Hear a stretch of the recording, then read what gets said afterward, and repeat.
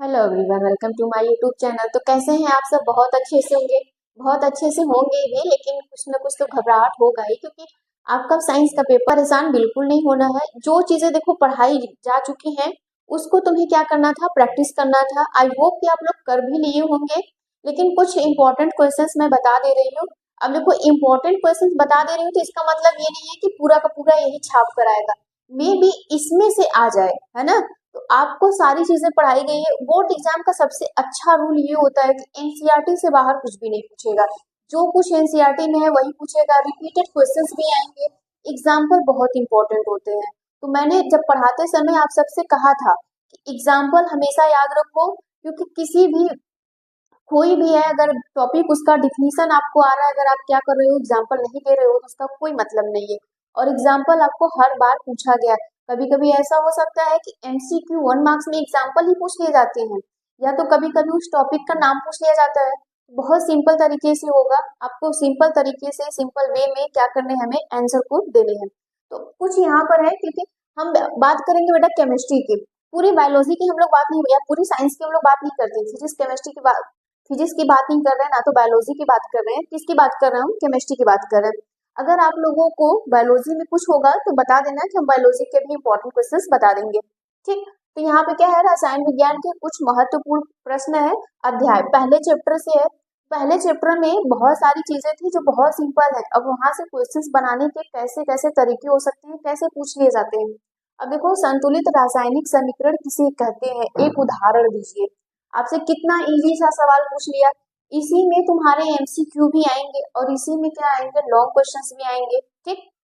Very long, very short, ऐसे करके कई सारे क्वेश्चंस आपसे पूछ ले जाएंगे। तो क्या है, संतुलित रासायनिक समीकरण किसे कहते हैं। अब कोई भी रासायनिक समीकरण दे गया तो आप उसे संतुलित कैसे कहते थे, ये मैंने पढ़ाया है, बताया भी, आप लोगों को आ भी रहा होगा। बहुत सारी चीजें आप लोग बहुत अच्छे से सीख चुके हो, तैयारी भी बहुत अच्छे से हो चुकी होगी। तो क्या है, संतुलित रासायनिक समीकरण मतलब, बट आप कोई भी समीकरण दे दो तो समीकरण में क्या होता था, हमारे दो चीज होते थे, एक रिएक्टेंट एक प्रोडक्ट। मतलब एक क्या होता था, अभिकारक और एक उत्पाद। तो दोनों तरफ, एक एरो के दोनों तरफ के जो प्रोडक्ट थे हमारे, रिएक्टेंट और प्रोडक्ट, वो बराबर होने चाहिए। ठीक है, उनके मॉलिक्यूल्स होने चाहिए, या फिर नंबर ऑफ मॉलिक्यूल्स जितने भी हैं सब क्या होने चाहिए, बराबर होने चाहिए। आप एक उदाहरण दे दो। उदाहरण में क्या था, वाटर ही सिंपल से बना देते हैं। ये है हाइड्रोजन, ये था ऑक्सीजन। हमने क्या बना दिया, वाटर को फॉर्मेशन किया। बेटा यहाँ पे 2 लगा दो, इधर भी 2 लगा दो। ठीक। क्या हो गया, जगह बैलेंस हो जाएगा। यहाँ पे 4 हाइड्रोजन, यहाँ पे 2 ऑक्सीजन, 2 ऑक्सीजन इधर, इधर क्या है, 4 हाइड्रोजन। यही है हमारा क्या, संतुलित रासायनिक समीकरण। उदाहरण आप कोई भी दे सकते हो, जो मन करे वो दे दो। फिर दूसरा क्या है, रासायनिक समीकरण संतुलित करने की विधि। ये इंपॉर्टेंट क्वेश्चंस बन जाती है। ये इंपॉर्टेंट है बेटा, जिसको मैं बोल रही हूँ इम्पोर्टेंट, वो एकदम सेलेक्ट करके पढ़ लेना। और जिसको मैं नहीं बोल रही हूँ, इसका मतलब ये नहीं कि वो इम्पोर्टेंट नहीं है, छोड़ दे, नहीं, उसको पढ़िए, जानिए, लेकिन जो बोला जा रहा है उस पर ज्यादा फोकस करिए, है ना। ऐसा फेवरेट तो चीजें हमारी सब कुछ होती है, लेकिन कुछ स्पेसिफिक फेवरेट होती है, बिल्कुल उसी तरह है। इंपॉर्टेंट सब है, लेकिन कुछ एक्स्ट्रा इंपॉर्टेंट है जिनको पढ़ना बहुत जरूरी है। तो रासायनिक समीकरण संतुलित करने की विधि। अभी बेटा, रासायनिक समीकरण संतुलित करने की विधियां क्या थी, इसमें कई सारी विधियां थी जो बहुत इजी थी, मैंने बताई भी थी। तो इजी में क्या था, पहले हमारा क्या होना चाहिए, रिएक्टेंट, जितने हमारे अभिकारक है, प्रोडक्ट जब बन रहे हैं तो उनके नंबर ऑफ मॉलिक्यूल बराबर होने चाहिए। कैसे होने चाहिए, बराबर होने चाहिए। उनके बीच बेटा, उनके बीच जो हम ऐसे तीर लगाते थे, वो एरो का निशान होना चाहिए। मतलब इधर क्या हो, रिएक्टेंट है तो इधर प्रोडक्ट होना चाहिए, ना कि ऐसा होना चाहिए, उल्टा नहीं होना चाहिए। ना तो ये तीर बेटा क्या होना चाहिए, रिवर्सिबल होना चाहिए, ऐसे ऐसे वाला नहीं होना चाहिए। ना तो ये बराबर का होना चाहिए। क्लियर हो गया। फिर उसके बाद ये बोला जा रहा है कि अगर मान लीजिए आपके रिएक्टेंट 2 है तो प्रोडक्ट भी लगभग उतने आने चाहिए। प्रोडक्ट भी क्या होने चाहिए, उतने होने चाहिए। फिर तीसरी बात ये बोली गई थी कि अगर आपके रिएक्टेंट से प्रोडक्ट जब बन रहा है तो प्रोडक्ट में कुछ चीजें होती हैं जो सॉलिड स्टेट में रहेंगी, कुछ लिक्विड में रहेंगी, कुछ गैस में रहेंगी। जो गैस में रहती हैं उनका साइन क्या होना चाहिए, उनका एरो का निशान ऊपर की तरफ होना चाहिए। ये सारी चीजें हो गई। और ये संतुलित करने वाली विधि किसने बताई थी, लेवजियर साइंटिस्ट ने बताया था कि कोई भी रासायनिक समीकरण हो हमें उसे बैलेंस क्यों करना चाहिए, क्यों जरूरी है, कहाँ से आया, ये सारी चीजें तो आप बहुत अच्छे से उसको लिखना है। ये सारे क्वेश्चंस लॉन्ग में पूछे जाने वाले और इसी में से एमसीक्यू भी आएगा। क्लियर? फिर क्या था, रासायनिक अभिक्रिया किसे कहते हैं, उदाहरण से ही समझाइए। बहुत सिंपल सी बात है। क्या है, रासायनिक अभिक्रिया किसे कहते हैं, उदाहरण द्वारा इसको समझाइए। अब रासायनिक अभिक्रिया किसे कहते हैं, क्या बोलोगे, जब एक या एक से अधिक, मतलब जब आप बोल सकते हो दो या दो से अधिक पदार्थ आपस में प्रतिक्रिया करके या क्या करेंगे, क्रिया करके करके वो क्या बनाएंगे, एक नए पदार्थ का निर्माण करते हैं। जो रासायनिक उनका बोल सकते हो कि रासायनिक केमिकल जो प्रॉपर्टीज है वो क्या हो, अलग अलग तरीके को, डिफरेंट टाइप हो, रिएक्टेंट से प्रोडक्ट में जब गए तो वो डिफरेंट बन गए।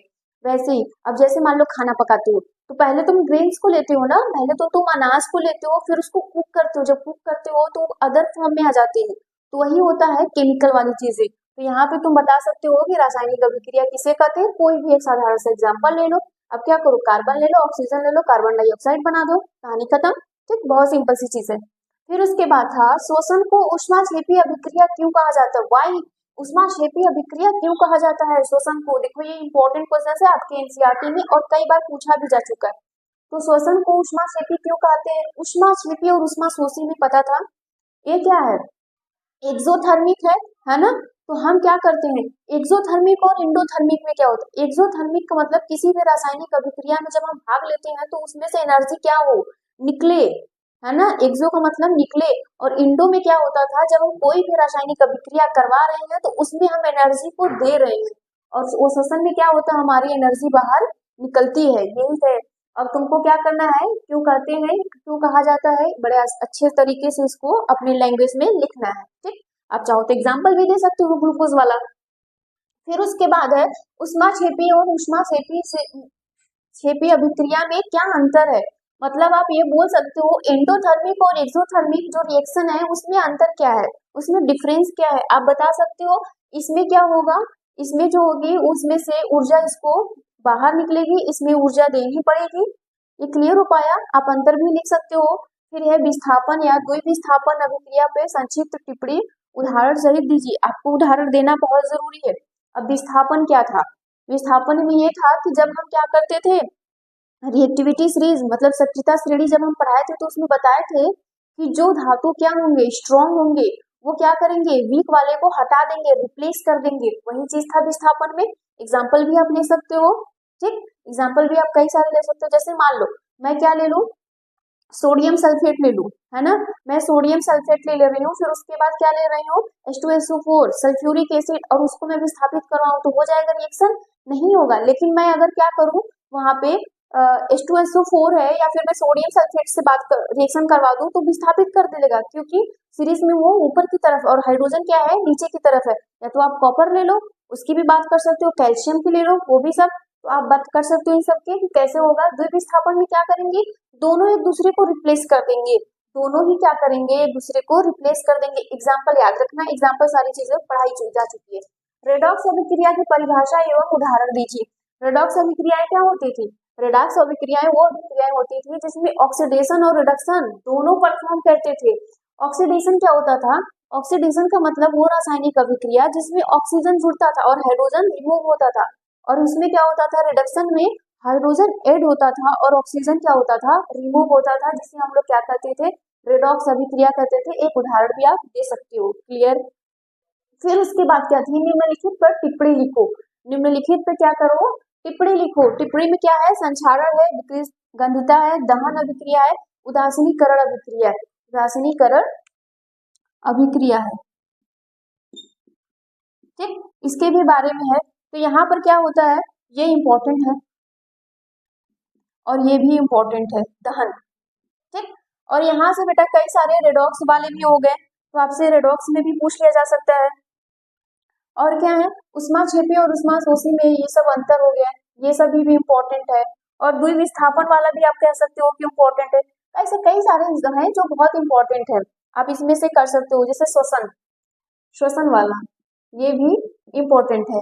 ठीक, यहाँ से अब देखो संक्षारण क्या था, संक्षारण आप लोग पढ़े थे कि फर्स्ट चैप्टर का लास्ट टॉपिक था। संक्षारण में क्या होता था कि जो होते थे वो संक्षारित कर जाते थे, मतलब अम्लीय में वो हट जाते थे। जैसे हम लोग क्या लेते थे, आयरन आयरन जब लेते थे तो उस पर प्राइमर क्यों लगाते थे, ताकि वो कोरोजन से बच सके, है ना। जब उस पे एसिड रहना है, जो मॉइस्चर हो, कुछ भी हो, तो वो बच सके।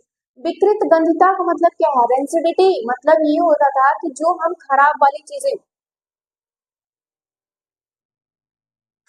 अब देखिए विकृत गंधिता का मतलब क्या था, रेंसिडिटी, मतलब ये था कि जो हमारे फूड प्रोडक्ट्स थे उनको हम पैक करके क्यों रखते थे, या डीप ड्राई करके क्यों रखते थे, या फ्रीज में, है ना, क्या करते थे, उसको रखते थे, क्यों, क्योंकि वो खराब ना हो।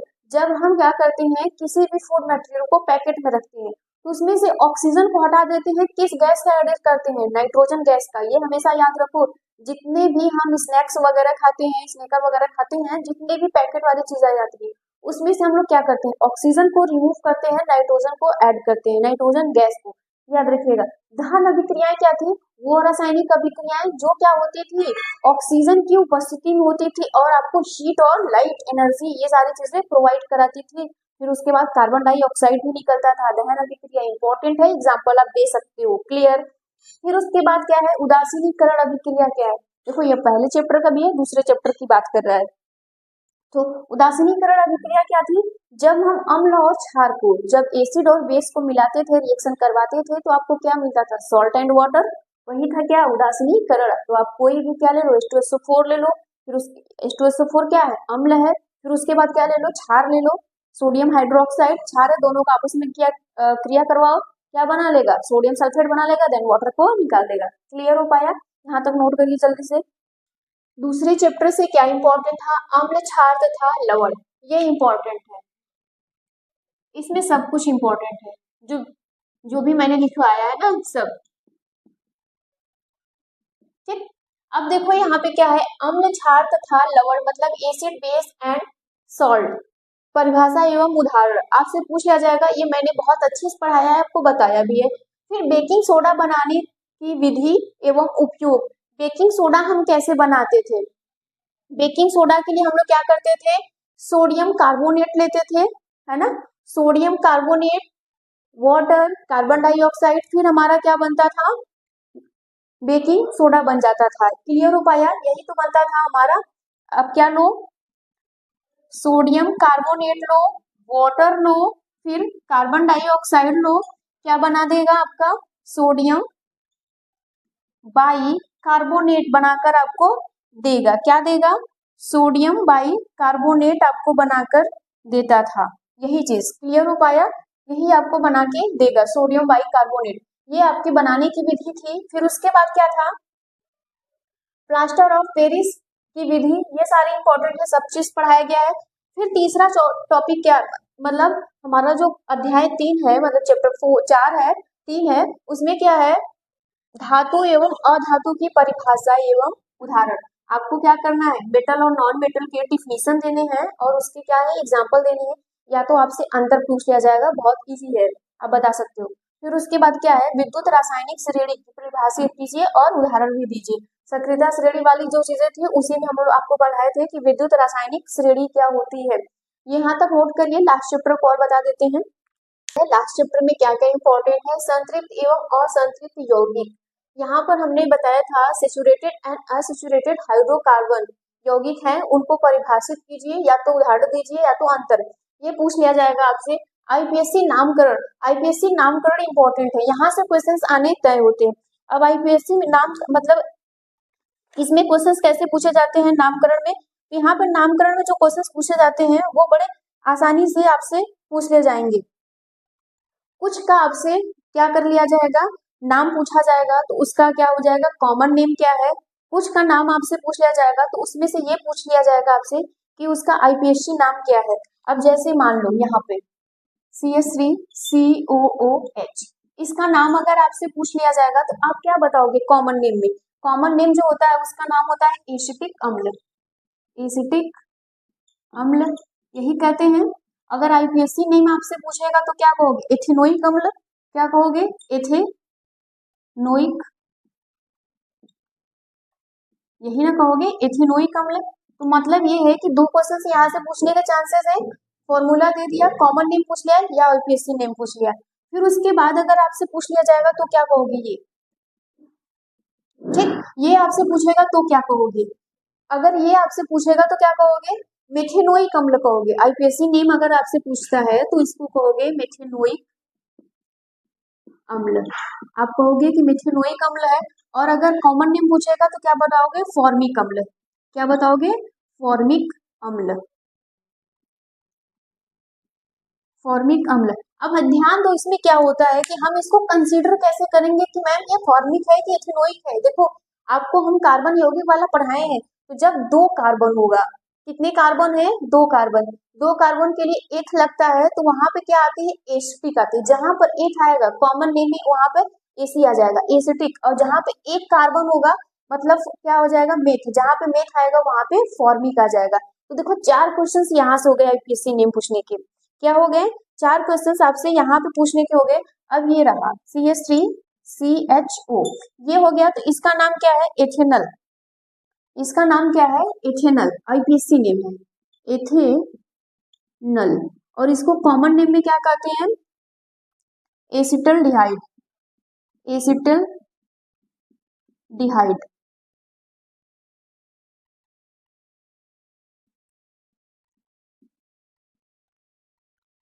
एसिटल डिहाइड, ठीक, ये कहते हैं। ये हो गया तुम्हारे 6 क्वेश्चंस यहाँ से पूछने के हो गए। अब अगर मान लो यहाँ पे पूछ दिया कैसे इसमें से क्या हो सकते हैं? फॉर्मल्डिहाइड का यूपीएससी नेम आपसे पूछ दिया, कई सारे चीजें हो गए, तो आप क्या कहोगे? फॉर्मल्डिहाइड क्या हो जाएगा? तो फॉर्मल्डिहाइड में क्या हो जाएगा? फॉर्मूला पूछ लिया या यूपीएससी नेम पूछ लिया, ऐसे बहुत सारे करके आपसे पूछ ले जाएंगे। इनको सॉल्व कर लेना है। फिर एस्टरीकरण अभिक्रिया क्या है? एस्टरीकरण अभिक्रिया आपको पढ़ाया गया है। एस्टरीकरण अभिक्रिया में क्या होता है कि जिस तरह हम लोग क्या करते हैं, अम्ल और क्षार को मिला के लवण बनाते हैं, वाटर बनाते हैं, जल बनाते हैं, उसी तरह जब हम अम्ल, लेकिन अम्ल में कौन सा अम्ल? कार्बोक्सिलिक अम्ल और एल्कोहल, दारू जब मिलाएंगे आपस में तो क्या बनाएगा? एस्टर। और इसी अभिक्रिया को क्या कहते हैं हम लोग? एस्टरीकरण कहते हैं। क्या कहते हैं? एस्टरीकरण। ध्यान रखिएगा, ये जो अभिक्रिया जो होती है वो सांद्र H2SO4 की उपस्थिति में होता है, ये याद रखिएगा। किसकी उपस्थिति में होगा? सांद्र H2SO4 की उपस्थिति में। साबुनीकरण क्या था? साबुनीकरण, साबुन भी बताया गया है। साबुन में क्या होता है बेटा? वहां पे लार्ज अमाउंट ऑफ क्या रहेंगे? सब कार्बन श्रृंखला होंगी, लेकिन मोनो कार्बोक्सिलिक होगा, उसमें एक ही कार्बोक्सिलिक पाया जाएगा। और जो साबुन बनाने की पूरी प्रक्रिया है उसी को हम लोग क्या कहते हैं? साबुनीकरण कहते हैं। क्या कहते हैं? साबुनीकरण कहते हैं। अब देखो, ये क्वेश्चंस हैं, अगर आईपीएससी नीट से क्वेश्चंस पूछे जाएंगे तो कैसे? किस हाइड्रोकार्बन में 3 आबंध हैं? ये रहे आपके पास हाइड्रोकार्बन। अब पूछ रहा है कि किसमें 3 आबंध हैं? 3 बॉन्डिंग, 3 बॉन्डिंग किसमें है? CH4, इसमें तो पता चल रहा है कि इसमें सिंगल बॉन्डिंग है। अब इसके बारे में बात कर लेते हैं। हमारे पास 2 कार्बन है, 6 हाइड्रोजन है, 3 इधर हाइड्रोजन दे दो, 3 इधर हाइड्रोजन दे दो, कितना हुआ? एक ही बॉन्डिंग आई ना, चारों तरफ से बैलेंस है। अब यहाँ पर देखो, कितने कार्बन? 3 कार्बन है हमारे पास। कितने हाइड्रोजन? 4 है। यहाँ पे 2 दे दो और इधर 2 दे दो। फिर इसके बाद क्या लगाओगे तुम इधर? बताओ, यहाँ पे कैसे करोगे? कितने हो गए? 4 इधर। तुम इसको करोगे तो 2 3 हो जाएगा, यहाँ पे करोगे तो 2 हो जाएगा। ऐसे 4 है, लेकिन आपसे पूछ रहा है कि 3 हाइड्रोकार्बन किसमें है, तो आपको अलग तरीके से इसको फॉर्मेट करना पड़ेगा और पूछा जाएगा तो आप कैसे बता सकते हो। तो ये आप बताना कि कैसे आपसे पूछे जाएंगे, इनमें से क्या हो सकता है, कैसे हाइड्रोजन होंगे। अब अगर मैं यहाँ पे लिखूं C2 और H2 लिखूं तो क्या हो जाएगा? इसमें से आपसे पूछ लिया जाएगा। तो देखो यहाँ पे कैसे होगा, 2 कार्बन है, 2 ही हाइड्रोजन है यहाँ पे, है ना? कितने हैं? 2 ही हाइड्रोजन है। तभी इसमें क्या आएगा? डबल बॉन्ड आ जाएंगे। क्या आएंगे? डबल बॉन्ड आएंगे। अगर मैं यहाँ पे ऐसे कर दूं और तरीके से क्वेश्चन दे सकती हूँ तो आप बना लेना कि इसमें से क्या हो जाएगा।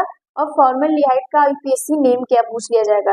अब फॉर्मल्डिहाइड है तो फॉर्मल्डिहाइड में देखो यहाँ पर क्या है? एथेनल। तो कितना है? 2 कार्बन है, एसिटल्डिहाइड हो गया। अब फॉर्मल है तो यहाँ पे क्या हो जाएगा? एक ही होगा। इसका जो फॉर्मूला होगा वो ऐसे होगा, है ना? एल्डिहाइड की बात कर रहा है तो फॉर्मूला यही होगा, मतलब 1 कार्बन है तो इसमें से कौन सा होगा? कौन सा? जल्दी से बताओ कमेंट में। ये होगा ऑप्शन एथेनल। तो ऐसे करके आपसे क्वेश्चंस पूछे जाएंगे, इतना क्वेश्चंस पढ़ लेना। कोई भी डाउट होगा तो अभी कमेंट में जरूर बता देना। Thank you.